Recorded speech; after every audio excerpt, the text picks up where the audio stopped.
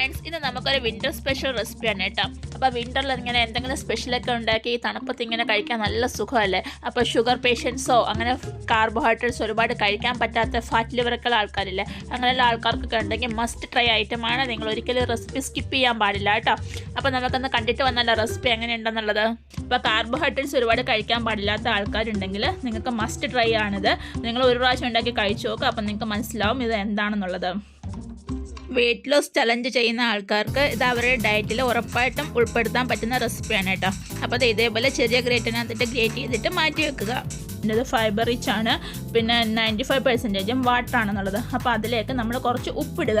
പിന്നെ ഇത് ഗ്രേറ്റ് ചെയ്യുന്ന സമയത്ത് ഇതിനൊരു ഉളുപ്പ് സ്മെല്ലുണ്ട് കേട്ടോ. എനിക്കൊരു ഉളുപ്പ് സ്മെല്ലാണ് ഫീൽ ആയത്, പക്ഷേ എനിക്ക് ആ സ്മെല്ല് ഒട്ടും ഇഷ്ടമില്ല. അപ്പം ഇതിൻ്റെ അകത്തുനിന്ന് ആ വെള്ളം പിഴിഞ്ഞ് കളഞ്ഞിട്ടുണ്ടെങ്കിൽ ആ സ്മെല്ല് മാറിക്കിട്ടും. അപ്പോൾ അതിനകത്ത് കുറച്ച് ഉപ്പും കൂടി ഇട്ട് നമ്മളൊന്ന് ഇളക്കിയിട്ട് സൈഡിലേക്ക് മാറ്റി വെക്കണം. ആ സമയം കൊണ്ട് നമുക്ക് വേറെ കുറച്ച് പണിയുണ്ട്. ഇതേപോലെ ഒരു ചോപ്പർ എടുക്കുക. ചോപ്പറിനകത്തേക്ക് ഒരു 2-3 സവാള എടുക്കണം. പിന്നെ കുറച്ച് ഇഞ്ചി, പച്ചമുളക്, വെളുത്തുള്ളി, പിന്നെ വേണ്ടത് അജ്വൈൻ. ഇത്രയും കാര്യങ്ങളാണ് കേട്ടോ ആവശ്യമായിട്ടുള്ളത്. അപ്പം ചോപ്പർ ഇല്ലാന്നുണ്ടെങ്കിൽ കൈവച്ച് തന്നെ കട്ട് ചെയ്തെടുക്കുക. അപ്പോൾ എനിക്ക് ചോപ്പർ ഉള്ളത് കൊണ്ട് ഞാൻ ചോപ്പറിലാണ് ഇട്ടത്. ഇപ്പോൾ എല്ലാവരുടെയും വീട്ടിലൊക്കെ ചോപ്പറൊക്കെ ഉണ്ടാവല്ലേ, അല്ലെങ്കിൽ ഫുഡ് പ്രോസസ്സർ ഉണ്ടാവും മിക്സിയുടെ കൂടെ. അപ്പോൾ അതിനകത്തായാലും മതി. അപ്പോൾ എന്തായാലും അത് ചെറുതാക്കി എടുക്കുക എന്നുള്ള ഒറ്റ ഉദ്ദേശമേ ഉള്ളൂ കേട്ടോ. അപ്പോൾ നന്നായിട്ട് ചെറുതാക്കി എടുക്കുക. അപ്പോൾ അതിനകത്തേക്ക് നമ്മൾ എടുത്തു വെച്ചിരിക്കുന്ന ഇഞ്ചി, പച്ചമുളക്, വെളുത്തുള്ളി ഇത്ര സാധനങ്ങളോടെ ഇട്ട് കൊടുക്കുക. പച്ചമുളക് നമ്മുടെ എരിവിനനുസരിച്ചാണ് കേട്ടോ. അപ്പോൾ ഇത്രയും കൂടി ഇട്ടെടുത്തിട്ട് വീണ്ടും ചോപ്പ് ചെയ്തിട്ട് നമുക്കത് സൈഡിലേക്ക് മാറ്റി വെക്കാം. അങ്ങനെ ചോപ്പ് ചെയ്ത സാധനങ്ങളെല്ലാം ഒരിടത്തേക്ക് മാറ്റി വെക്കുക. അപ്പോഴേക്കും ഇതേ നമ്മുടെ റാഡിഷ് ഗ്രേറ്റ് ചെയ്ത് വെച്ചിരുന്നത് നന്നായിട്ട് വെള്ളമൊക്കെ കാണാൻ ഇറങ്ങി വന്നിട്ടുണ്ട്.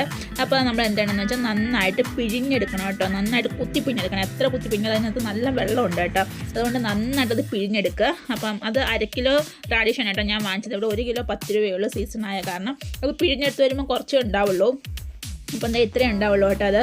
അപ്പം അതിനുശേഷം ആ വെള്ളം നിങ്ങൾക്ക് വേണമെങ്കിൽ ഉപയോഗിക്കാം. ഞാൻ ഉപയോഗിച്ചില്ല, കാരണം വെള്ളത്തിനകത്തും ഒരുപാട് പ്രോട്ടീനൊക്കെ ഉണ്ടെന്നാണ് എല്ലാവരും പറയുന്നത്. ഇവിടെയുള്ള ആൾക്കാർ റൊട്ടി കഴിക്കാൻ വേണ്ടി ഉപയോഗിക്കും കേട്ടോ. പക്ഷേ ഞാനതെടുത്ത് കളയാണ് ചെയ്തത്. അതിനുശേഷം ഒരു കടായി അടപ്പത്ത് വെക്കുക. അത് നന്നായി ചൂടായതിനു ശേഷം അതിലേക്ക് വെജിറ്റബിൾ ഓയിൽ ഒഴിക്കുക. അതിലേക്ക് കടുകിട്ട് പൊട്ടിക്കുക.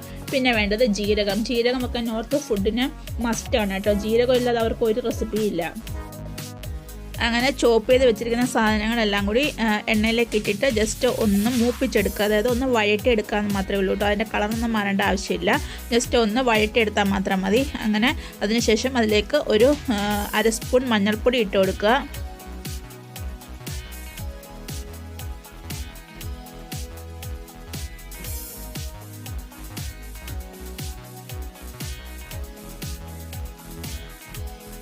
അങ്ങനെ അതെല്ലാം കൂടി ഒന്ന് വെന്ത് വന്നിട്ടുണ്ട്. അപ്പോൾ അതിലേക്ക് 1 സ്പൂൺ മല്ലിപ്പൊടി, ഒരു 1/4 സ്പൂൺ മുളക് പൊടി ഞാൻ ഇട്ടുള്ളൂ കേട്ടോ. കാരണം പച്ചമുളകിന് നല്ല എരിവുണ്ടായിരുന്നു. അപ്പോൾ നിങ്ങളുടെ എരിവിനനുസരിച്ചിട്ട് മുളക് പൊടി ഇട്ട് കൊടുക്കുക. പിന്നെ വേണ്ടത് ചാറ്റ് മസാലയാണ്. ചാറ്റ് മസാല 1 സ്പൂൺ ഇട്ട് കൊടുത്തിട്ടുണ്ട്. പിന്നെ വേണ്ടത് ആംചൂർ പൗഡർ, അതും കാണും ഞാൻ ഒരു 1/2 സ്പൂൺ ഇട്ട് കൊടുത്തിട്ടുണ്ട്. അപ്പോൾ ഇത്രയും സാധനങ്ങളും ഇട്ടിട്ട് ഇതൊക്കെ നമ്മുടെ ടേസ്റ്റിനനുസരിച്ചാണ് കേട്ടോ. ഇതിന് ആംചൂർ പൗഡർ കുറച്ച് പുളിയൊക്കെ ഉള്ളത് കാരണം അവരുടെ ടേസ്റ്റിനനുസരിച്ച് ഇടുക. അതിനുശേഷം നമ്മൾ എടുത്ത് വെച്ചിരുന്ന അജ്വൈൻ, അതായത് അയമോദകം, അതും കൂടി ഇട്ടിട്ട് നന്നായിട്ട് ഇളക്കുക. അയമോദകം നല്ല ടേസ്റ്റ് മേക്കറാണ് കേട്ടോ. പിന്നെ ഒരു 1/4 സ്പൂൺ കായപ്പൊടിയും കൂടി. കായ ഒരുപാടാവാൻ പാടില്ല, കഴിക്കും. ഇത്രയും സാധനങ്ങൾ ഇട്ടിട്ട് നന്നായിട്ട് ഇളക്കിയെടുക്കുക. നന്നായിട്ട് ഇളക്കിയെടുത്തതിന് ശേഷം നമ്മൾ എടുത്ത് വെച്ചിരിക്കുന്ന റാഡിഷ് അത് ഇടുന്ന സമയത്ത് ഒന്നും കൂടി പിഴിഞ്ഞിട്ടിടുക. അതിൽ നിന്ന് വെള്ളം വരും കേട്ടോ. അപ്പോൾ അത് ഒന്നും കൂടി പിഴിഞ്ഞിട്ടിട്ട് നന്നായിട്ട് ഇളക്കുക. എന്നിട്ട് ലാസ്റ്റ് ടൈമിൽ അതിൻ്റെ തീ ഒന്ന് കൂട്ടി വെക്കുക കേട്ടോ. അതിൻ്റെ ഫ്ലെയിം ഒന്ന് കൂട്ടി വെച്ചതിന് ശേഷം അതിനകത്ത് നിന്ന് വെള്ളം ഇറങ്ങാൻ തുടങ്ങും. അതുകൊണ്ട് അതിൻ്റെ ഫ്ലെയിം കൂട്ടി വെച്ചിട്ട് ഒരു 2-3 സെക്കൻഡ് വീണ്ടും നന്നായിട്ട് ഇളക്കി കൊടുക്കുക.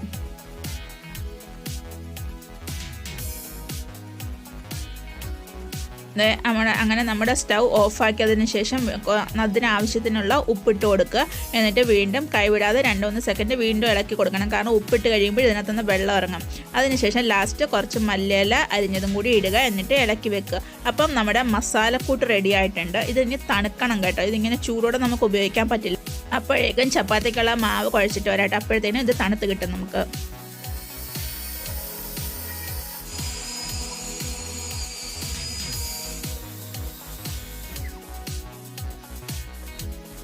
അപ്പോൾ അതെ നമ്മുടെ ചപ്പാത്തിക്കുള്ള മാവ് റെഡി ആയിട്ടുണ്ട്. മാവ് ഒരുപാട് ഹാർഡ് ആവാനും പാടില്ല, ഒരുപാട് സോഫ്റ്റ് ആവാനും പാടില്ല കേട്ടോ. അത് പരത്തുന്ന സമയത്ത് അതിങ്ങനെ ഒന്ന് വലിഞ്ഞ് വരണം, അതാണ് കേട്ടോ അതിൻ്റെ ആ സോഫ്റ്റ്നെസ് എന്ന് പറയുന്നത്. ഒരുപാട് ഹാർഡായിട്ടുണ്ടെങ്കിൽ അത് പൊട്ടിപ്പോവും. അപ്പോഴേക്കും എന്തേ നമ്മുടെ മസാലക്കൂട്ടെല്ലാം നന്നായിട്ട് തണുത്തിരിപ്പുണ്ട്. ഇനി നമുക്കത് എന്താ ചെയ്യേണ്ടതെന്ന് വെച്ചാൽ റൊട്ടി ഉണ്ടാക്കിയിട്ട് അതിലേക്ക് സ്റ്റഫ് ചെയ്യണം. അത് അപ്പോൾ അതേ നമ്മൾ ആട്ട ഒരു 10 മിനിറ്റ് റെസ്റ്റ് ചെയ്യാൻ വേണ്ടി വെച്ചിട്ടുണ്ടായിരുന്നു. അതിനുശേഷം നമ്മുടെ ആവശ്യത്തിനുള്ള ചപ്പാത്തി മാവ് ഓരോരോ ബൗളാക്കി എടുക്കുക. അപ്പോൾ നമ്മൾ നോർമലായിട്ട് ചപ്പാത്തി പരത്തുന്ന പോലെ ആദ്യം ഒന്ന് പരത്തി എടുക്കുക. അതായത് ഒരുപാട് ചപ്പാത്തി പോലെ ആവാൻ പാടില്ല, ഒരു ചെറിയൊരു പപ്പടത്തിൻ്റെ ഒരു ഇതിൽ ആദ്യം നമ്മൾ പരത്തിയെടുക്കുക. എന്നിട്ട് നമ്മൾ എടുത്തു വെച്ചിരിക്കുന്ന മസാലക്കൂട്ട് അത് ഇതിൻ്റെ നടുവിലേക്ക് വെക്കുക.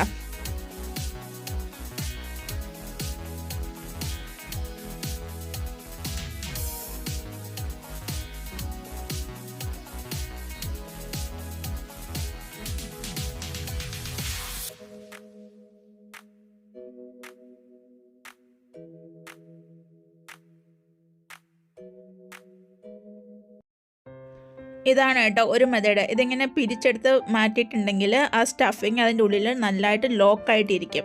അതുകൊണ്ടാണ് കേട്ടോ. അപ്പം ആ സ്റ്റഫ് നമുക്ക് വെളിയിലേക്ക് പൊട്ടി വരില്ല. എന്നിട്ട് നോർമലായിട്ട് നമ്മൾ ചപ്പാത്തി പരത്തുന്ന രീതിയിൽ തന്നെ നമ്മളത് പരത്തിയെടുക്കുക.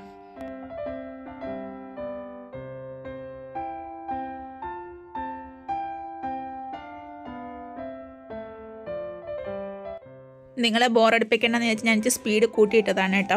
അപ്പോൾ ഇതാണ് ഒരു മെത്തേഡ്. അപ്പോൾ ഇത് കഴിഞ്ഞിട്ട് ഞാൻ വേറൊരു മെത്തേഡ് കാണിക്കുന്നുണ്ട്.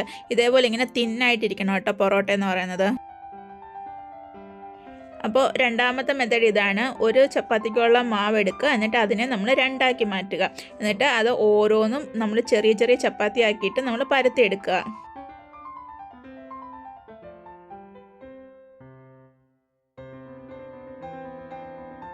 എന്നിട്ട് അതിൻ്റെ ഒരെണ്ണത്തിൻ്റെ നടുക്ക് ഇതേപോലെ നമുക്ക് ആവശ്യത്തിനുള്ള സ്റ്റഫ് വെക്കുക. സ്റ്റഫ് ഒരുപാട് കുറഞ്ഞാലും ടേസ്റ്റ് ഉണ്ടാവില്ല കേട്ടോ, അത്യാവശ്യം കുറച്ച് സ്റ്റഫിങ് വേണം. എന്നിട്ട് മറ്റേ ചപ്പാത്തി അതിനെ മുകളിലേക്ക് എടുത്ത് വെക്കുക. എന്നിട്ടിപ്പം അത് രണ്ടും ഒരേ സൈസ് ആയില്ല എന്ന് വിചാരിച്ചിട്ട് കുഴപ്പമൊന്നുമില്ല. ജസ്റ്റ് ഇതിങ്ങനെ വലിച്ച് വെച്ച് ഇങ്ങനെ വെച്ചിട്ടുണ്ടെങ്കിൽ അത് നേരെ ആവും.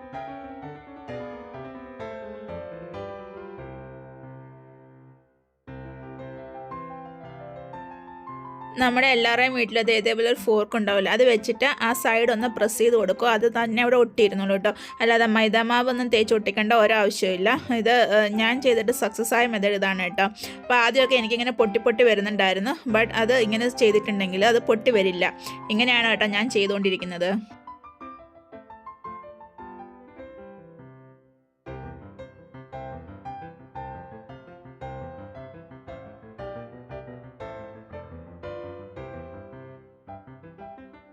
അപ്പം പൊട്ടിപ്പോകാതെ തന്നെ നമുക്ക് ഇതേപോലെ നല്ല സൂപ്പർ ചപ്പാത്തിയായിട്ട് പരത്തിയെടുക്കാൻ പറ്റും.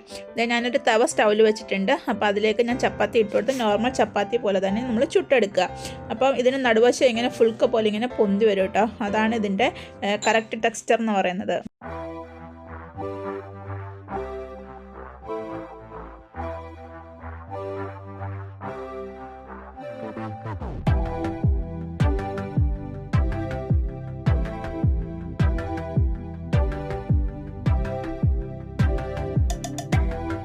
ഇന്നത്തെ താരമായിട്ടുള്ള റാഡിഷ് പൊറോട്ട അല്ലെങ്കിൽ മൂളി പൊറോട്ട നിങ്ങൾക്ക് ഇഷ്ടപ്പെട്ട് കാണുമെന്ന് ഞാൻ വിചാരിക്കുന്നു. അപ്പം നിങ്ങളിത് ഉറപ്പായിട്ടും ട്രൈ ചെയ്ത് നോക്കുക. മറ്റുള്ള ഫ്രണ്ട്സിനൊക്കെ നിങ്ങൾ ഷെയർ ചെയ്ത് കൊടുക്കുക. അപ്പോൾ ഇഷ്ടപ്പെട്ടിട്ടുണ്ടെങ്കിൽ സബ്സ്ക്രൈബ് ചെയ്യുക, ലൈക്ക് ചെയ്യുക, കമൻറ്റ് ചെയ്യുക. അപ്പോൾ ഇതിൻ്റെ ഏറ്റവും ഭയങ്കര കോമ്പിനേഷൻ എന്ന് പറയുന്നത് തൈരും അച്ചാറുമാണ്. നമ്മുടെ ഇന്നത്തെ സിമ്പിൾ റെസിപ്പി ട്രൈ ചെയ്ത് നോക്കിയിട്ട് നിങ്ങൾ ഫീഡ്ബാക്ക് പറയുക. അപ്പോൾ അടുത്തൊരു വീഡിയോ കാണുന്നത് വരേക്കും ബൈ. Thanks for watching.